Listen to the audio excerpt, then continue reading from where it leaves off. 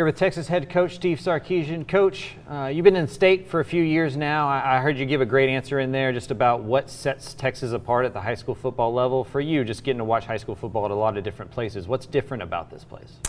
Well, I think there's definitely a level of commitment that every community, every ISD, every school, every coach gives to their program that is different than from around the country. And the resources provided for the young men to perform, the commitment in the off-season conditioning program definitely shows up. And ultimately, there's a brand and a style of play that I think that anybody from the state of Texas would be proud of. Year three.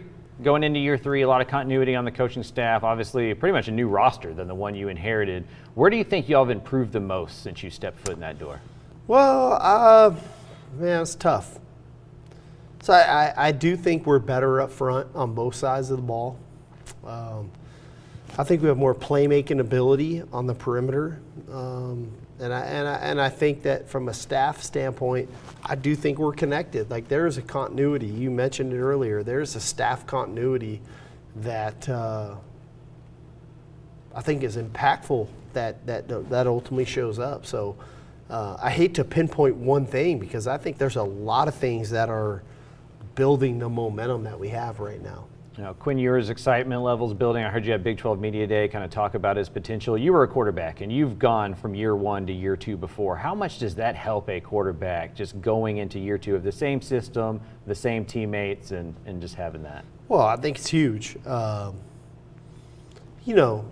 Quinn came in with a lot of expectations, like any quarterback when they come to Texas. But ultimately, he put his head down and went to work. Coming out of year one, he regenerated what work looks like, and body fat's gone down, weight's gone down, mullet's gone, commitment to the team is at its highest level it's ever been. So ultimately, it's like when you dive into something, that's when you get the result, and he's committed, and that from a head coach perspective, that's your quarterback, man. What else do you want? The guy's committed to what we're doing. Expectations are always high at Texas, but it feels like they feel even higher going into this year. How do you kind of go about managing those expectations, or do you just let those guys embrace it and say, hey, we're the University of Texas, let's go win this thing? I think you have to embrace it. I think that you have to acknowledge it at least if you don't embrace it. You have to say, okay, this is where we're at. This is what public perception is.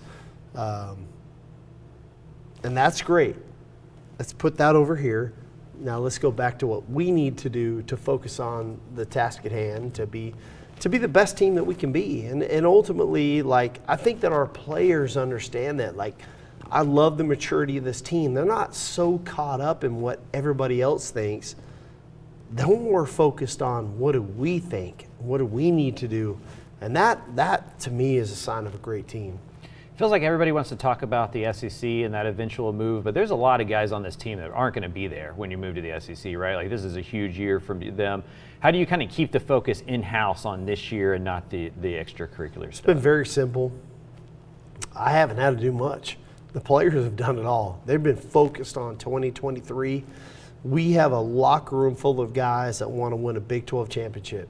That's our focus. And it's not about the SEC or what that might look like or what the future schedule looks like.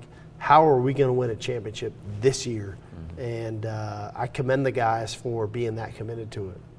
And then lastly, I guess, what does it take? You've been on teams that have won every single week, and that grind of just having to come every single week. Like, how do you get that team, this group that hasn't had to do that before, ready to kind of go through 12 or 13 weeks of that? Well, the reality of it is how do you have the mental fortitude, mm-hmm.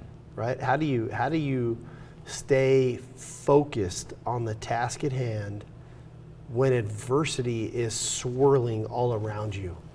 And that's our job, and I think that's the beauty of having a veteran team. That's the ability to talk to our players in a way that I think that we talk to them differently than any other program in the country. I think our players respect the way that we speak. And ultimately, how do you stay focused on the task at hand?